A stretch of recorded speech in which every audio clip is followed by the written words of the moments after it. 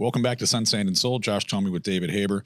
David, great conversation with the mayor. Always great to see her. Always great to hear just how deeply involved she is in her love for this county. I mean, it sort of comes out of all of her pores. You know, I've known her for over 35 years when we both worked with the Guardian Ad Litem program. She was chief legal counsel for the Guardian Ad Litem program. For those of you that don't know, it's to provide a guardian for children in the juvenile justice system. Really, she's all about social welfare and caring about people. And she's a pretty amazing woman and very proud that she's our mayor. Yeah, she is. And what's interesting, it strikes me, however, that, she's certainly socially progressive and without going down the political road, what's interesting to me is she also recognizes the environment that she operates in. This is a money-heavy, development-heavy enviirment, and now a Republican-heavy environment. And so, not only was she elected on a mandate vote in this last election, she also seems to work those relationships to the benefit of her platform. She doesn't try to create distance from what's coming into the county in terms of money and development. She tries to create partnerships. And not only that, I think it was just yesterday, announced that one of her former opponents is now going to come in and help her in government and reaching, something that doesn't happen on the federal level, which is reaching across the aisle, if you will. Right. She's doing, and I give her tremendous credit for that. That's an amazing, progressive, let's do what's good for everybody kind of attitude. And I think on the local level, when you have nonpartisan elections, it may create more opportunity for that, but it should be a model really more universally in saying, if you're truly representing everybody, you need to represent the people who didn't vote for you as well. And welcoming opponents in that way, though it would be difficult to imagine that on a national level at this point in time. It's certainly interesting to see. I think the last time I remember that happening was one of the presidents who was Republican bringing in William Cohen as that's right, Secretary of. I think it was Bush 1, wasn't it? Maybe. Yeah. Well, you certainly go back to the 80s and look at, the sometimes adversarial, sometimes extremely friendly relationship between, Ron Reagan and Tip O'Neill, right? I love Tip O'Neill. Right. I mean, he was from Boston. He's from Boston. He is Tip O'Neill from Boston. Yeah. But they worked together. They did. And certainly a better. And I think our mayor, Daniella, really works together with people. And I think she recognizes that there's no simple solutions to global warming and sea level rise. There's no simple answers to our transportation problems, and there are no simple answers to our housing crisis. So I'm left with this following that interview, and there's a part of me that's slightly vexed, and let me tell you what it is. There's so much going on at the county level that, as dialed into local politics and real estate as you and I are, she was delivering news to me today. And it makes me realize the importance of both platforms like ours and others in getting that information out to a different demographic. I didn't even know it. Not in my backyard. Right, and her the mayor's media representatives and her public relations folks, I know are making a concerted effort to get messaging out through what we would have called a few years ago alternative platforms, and now, frankly, this is mainstream depending on your demographic. Remember that President-elect Trump going on Joe Rogan, right, and Kamala Harris, Vice President Kamala Harris, not going on Joe Rogan, and the fact that Barron Trump, was helping his father, saying you got to go on podcasts and social media because that's where it's at. That's what our young people are not watching regular TV. They're watching podcasts. They're watching YouTube. They're on X. Right. They're on. Well, actually, I shouldn't say they're on X. I should say even that's an antiquated term, right? But they are. No one here is on X. I promise you. At least not right now. You're not. Not currently. Not currently. But they're on Twitter /X. They're on Instagram. This is what they listen to. This is what they watch. TikTok. This is where they get their information, whether anybody likes it or not. That's the future for young people who are, now going into their 30s. There's certainly that's part of how you access that audience. But at the same time, what I brought up with the mayor was true. You know, when we're reading all these stories a month ago plus about 1060 Brickell and the special assessment and the controversy that stirred, one of the things that it dawned on me as I shared with the mayor was, you know, I didn't see a mention in any of the articles about, did anybody bother to look in the Miami-Dade database to see what was transparently posted at that condo on the database, which is exactly what it's used for, to say that's part of how we have to transmit the programs and the safety nets and the transparency that actually is out there. Well, you know, the county program to lend at zero interest for up to $50,000, that's a big deal. That's a big program. That's a big local program to help deal with the state law. And that information needs to get out there. And it's a very, you know, for many condo homeowners, it's a lifeline. Right. It could be the difference between staying in your condo and not. It is definitely the difference for many between staying and should I stay or should I go now? You know, it also makes me think, as part of that public-private trust orientation, to say, could that program be built upon? Could that be partnered with a financial institution who could give a meaningfully reduced interest-bearing loan, but combine that with the no interest loan of the county and create, you know, something that's even a below prime rate loan? I think you could do that, but I also think that you need to look on the state level at the possibility of recreating this program for everybody, not just in Miami-Dade County. Right. And the question is, we didn't ask the question, but we probably should have asked the question. It's obviously your fault we didn't follow up with the question of how much money is the county set aside to do this program? Because at some point the money's going to run out if 20,000 people want to use the program. Well, I think it would also be interesting to see the numbers on it right now. How many people have taken advantage of it? Right. And then to say, and on that basis, you know, because we know programs like that tend to get the plugs pulled when they're not being utilized, right? I mean, we talked about that in the public transportation with ridership. We know that's the measurement of utility, is use. And to say, is it being used? We've earmarked X number of millions of dollars, but only half has been used. This program's not working. I'm not saying that's the case. We don't know what those numbers are, but that would be an interesting follow-up as well. Well, I will tell you that she was very dialed into the bus situation and redoing the routes and making them faster and the like. I was a little disappointed, and it's not her fault, but I'm a little disappointed that we aren't further along with, you know, metro rail type extensions going out 836 and down to Florida City. I know they're focused on, and there's a lot of politics around it, going up 27th Avenue, and they're already buying the right-of-way, and they're in progress. But I think they got to get in progress on 836 and Florida City as well. I think that is a huge area of disappointment within the county that they don't have mass transit. Well, it's certainly an area of need, whether it's disappointment or not. I mean, do they miss what they don't know they're missing? I don't know. But I think they know they're missing it. Right. And I think we know they're missing it. But it makes me wonder, obviously, you know, we haven't sat in on those committee meetings, but what makes me wonder, though, is to say we can make buses happen a whole heck of a lot faster than we can make light rail happen. Well, you can't make rail happen without the federal government. Right. That's the bottom line. That may mean they're saying, listen, we got to fix something now, because what we don't want to have happen is another MIA where we are 25 years behind where we need to be. Now, obviously, you know, $9 billion project. It's long overdue. Mayor knows it's long overdue. Obviously, that did not age under her watch, but you know, saying it's got to get fixed because we not only outgrew it, but now it's. Oh, we were way behind the eight ball. We were behind it to begin with, and the seaport as well, which now has these beautiful new terminals. The reality is, unfortunately, government doesn't react as quick as one would like.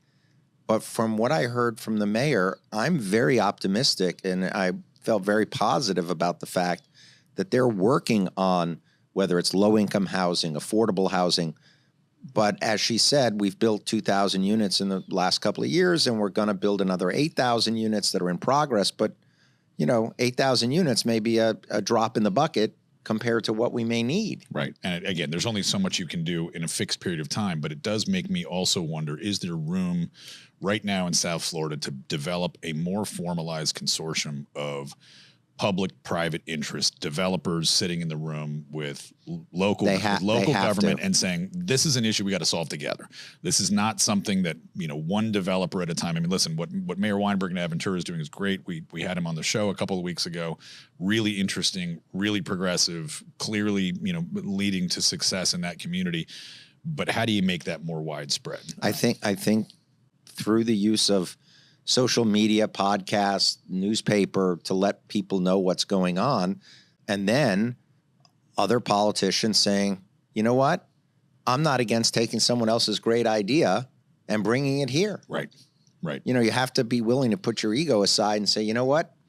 Mayor Weinberg came up with a great program. I'm going to repeat it. Right. Why not? I'm going to duplicate the same program. Miami Beach should be doing it. Right. We should have Minor on and talk to him about it and say, why are we doing this in Miami Beach? Yeah, and because it's interesting, I think in South Florida, we've got these enclave cities, Aventura being the condo city, right? And we know that Miami Beach is similarly not a giant city as far as the populace is concerned, certainly within the landmass it is, but it's very influential. It is another county bellwether. What the beach does is scrutinized, and for all kinds of and it's reasons. A lot of where our resort tax dollars come from. Absolutely, right. We know the economic base that flows out of Miami Beach is completely disproportionate to its actual size or population. Right.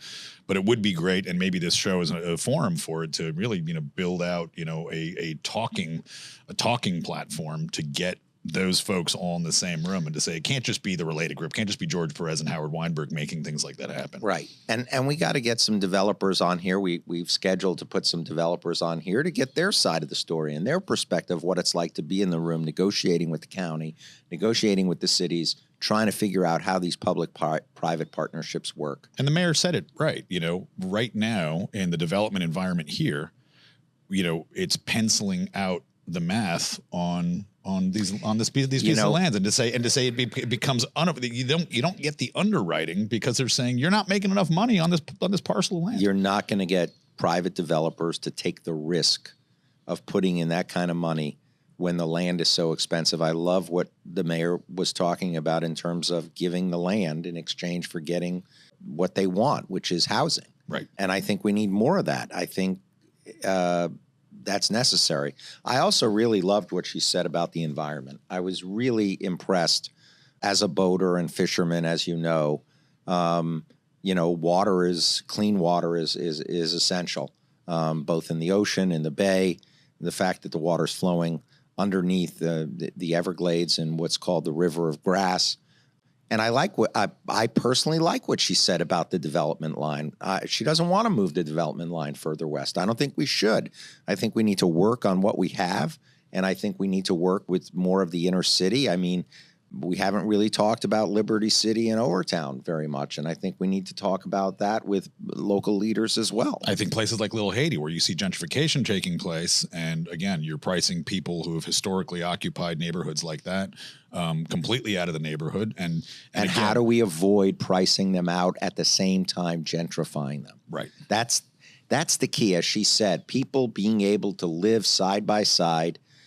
Some people are like, not in my backyard, but if you have a place like Little Haiti where you're bringing in new occupants, how do you keep the old occupants? Because really the old occupants is what created this culture in Little Haiti of these restaurants, right, and the nightlife that is now, and the same thing in Wynwood. So how do you do that and keep some of that in Wynwood, keeping the edginess, if you will, and in Little Haiti, keeping the culture? Well, I'm glad you brought Wynwood up, because Wynwood's such an interesting example of redevelopment really being more repurposing and rehabilitation. It's not to say we got to knock everything down and start all over again, or this is just all opportunistic. It's saying we can keep the character and profile of a neighborhood, even a lot of its existing buildings and infrastructure, but we can change its intended use. I mean, look at Haber Law. We took a building on 23rd Street that used to be a sewing machine factory, and we repurposed it into a law firm. In fact, when we were looking in the walls, when we were, fixing... You found that shirt? Oh, sorry. This diamond shirt. I thought that's where you got the shirt. You thought I got it in the walls? Well, no, but I did find... Factory. But I did find 1940s and 1930s, I think, newspapers. Yeah. Which which would shock your conscience in today's world. Yeah. But not quite our progressive podcast. Not our progressive podcast. But I will say this, repurposing that building, putting beautiful graffiti on the outside of the building. It's a beautiful building, and we kept the exterior structure the way it was. Right. Right. And that Miami does not have to wind up being nothing but, as the mayor said, a city of monolithic skyscrapers. Right. That we can keep what we have, redevelop, rehabilitate, repurpose. But I also think Miami is a fantastic city for architects. I think between the sun and the sea and the reflection off of the glass. And what you can charge for fees. And what you can, well, I don't know about, I'm not talking about the fees. I'm talking about the design and how, you look at places like the Sydney Opera House, you know, which is, when you think of Sydney, you think of the Opera House, emblematic. When you think of New York, you used to think of the Twin Towers and the Empire State Building. And now you think of, the new buildings that they've put up there, and you think of the Empire State Building and the Chrysler Building. Miami is going to be known for these architectural wonders that they're building, and the neon and the Magic City. I think it's incredible. I think it's an exciting time, although it's also a very complicated time. Yep. And look, the mayor sounded optimistic about where pricing is or is going in terms of real estate. I probably don't share all of I don't share all of her opinions. I see it not going up as much. Do I see or flattening? Right. I think softening is sometimes misinterpreted for reduction. Softening means it's not going up as much as it did. Or it's flattening at the moment, but I don't necessarily see it going down unless we have a recession and we're not, mind readers. We don't know where the new administration is going to come out on this. But we do know that interest rates are not going to go down as much as people thought they would. Right. Well, what's also interesting is, and if you look at our social media channels, we'll post news stories and there's now more conflicting information than ever. And actually, if you looked at our Instagram, I think just yesterday, we had one story. Our Instagram? The Sun's Saying Sold Instagram. We have. We are on Instagram. We do. I know post that, on Instagram. but I thought we're on it with a podcast. I didn't know we post. We do. I'm going to introduce you to our social media department. There's some very nice folks down the hall. In the meantime, yesterday, it's amazing what you find out when you ask. In the very same day, we have one post that says condo prices down by as much as 40%, and in another post saying, home prices increased by another 7 to 8%, and saying now we're getting into this academic battle of what does downward home pricing, whether it's condo or single family, really mean? We know that in aged condos that cannot afford the mandated rehabilitation, they're going down because no one's going to buy them. But luxury is going up. Exactly. The luxury is going to $3,000 and $4,000 a foot. And I think houses are going to $3,000 and $4,000 a foot on the water. Right. Mainstream media needs to knock off these headlines that are really only capturing one little aspect of it, and to say you can't. But they sell a headline. They don't sell a story. Well, that's also why I think mainstream media is taking a beating, and why people like the mayor are sitting on a show like this instead of sitting in front of a newspaper. Let's be honest. The mayor was on the show because she loves me, and I wore my diamond shirt for her because I love her and she's my diamond. The only thing worse than delusion is self-delusion, but we'll circle back on that in a future episode on mental health. It's I'm concerned for you. Well, at least I'm not on X. Listen, before we wrap up, because we obviously always have a diversity of offerings on our show. Number one, I certainly want to congratulate you and Haber Law again for sponsoring the opening night of the Miami Jewish Film Festival, which I know opens this evening. And though it's a little brisk outside in Miami terms, I'm sure it's going to be another successful run for you guys. Yeah, it's our 10th year of sponsoring opening night, and we're very proud of that. December through April in South Florida is a really exciting time. And we haven't really talked about, the winter season and how it starts with Art Basel. And then you go to the Jewish Film Festival, and then you have the Coconut Grove Arts show. And then you have all of the opera, and you have the Broadway shows, and you have the symphony.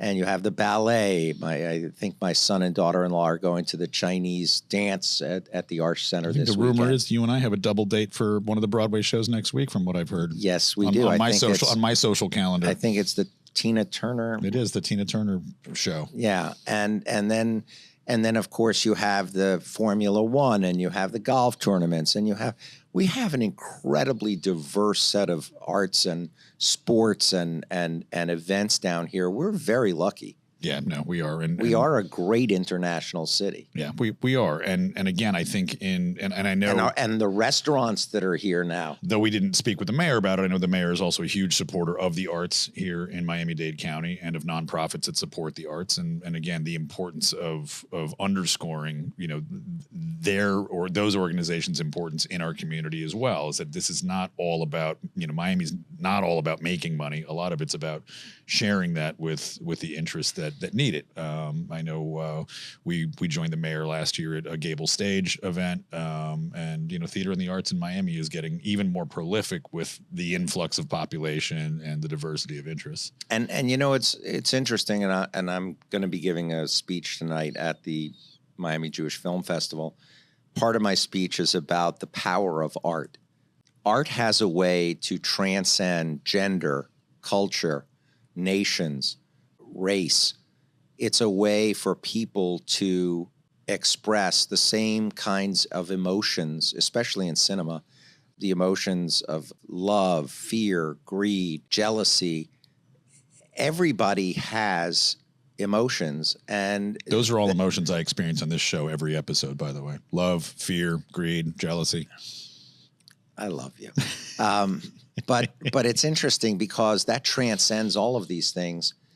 And through art, you can get an understanding of other people who have completely different viewpoints on the world, politics, everything, economics, and art can bring people together. And so that's the most important. It does. Yeah, and Haber Law and myself and my wife, Lisa, we support that because I'm a true believer in trying to get people to understand one another and break down barriers. Yep. I think breaking down barriers is really important. And we break barriers on this show. I mean, look at the shirts I wear. That is definitely a barrier that's been broken, right, wrong, or indifferent. But speaking of your wardrobe, and I actually do like that shirt.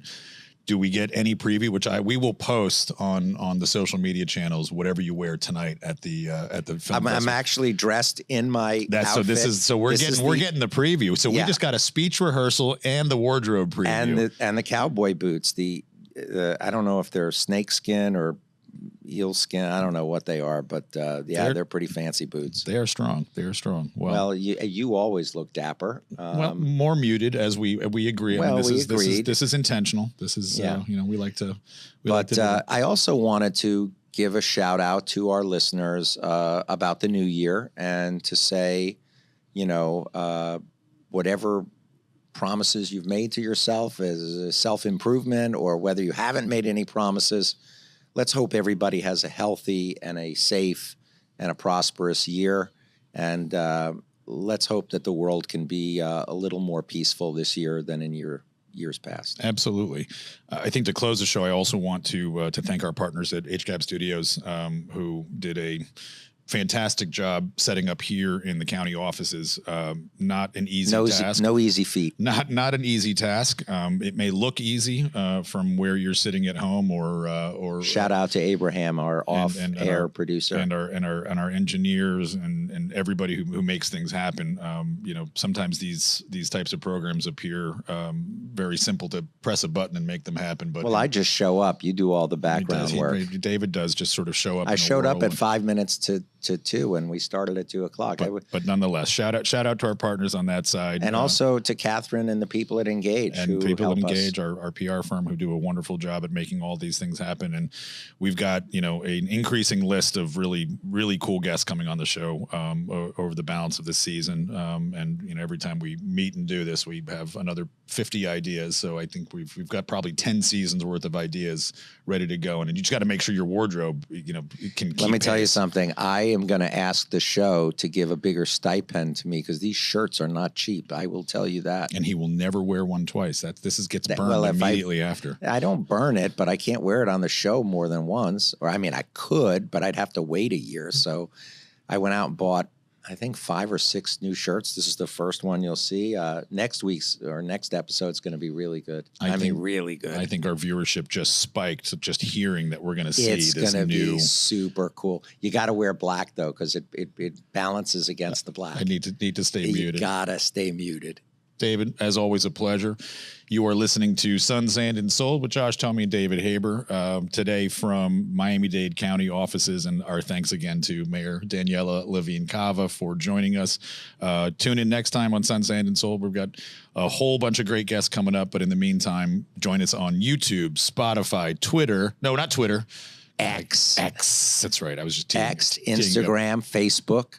And all the others, including YouTube, including Apple Music as well. We got to give our friends at Apple. Oh, Apple and Spotify, right? And Spotify. The list just gets longer. I think eventually we're just going to start sooner or later. You guys know where to find us. Come on, if you just type in Sun, Sand, and Soul, you'll get 50 choices. Josh, Tomey, and David Haber. Thanks for tuning into Sun, Sand, and Soul. We'll see you again next time. Bye.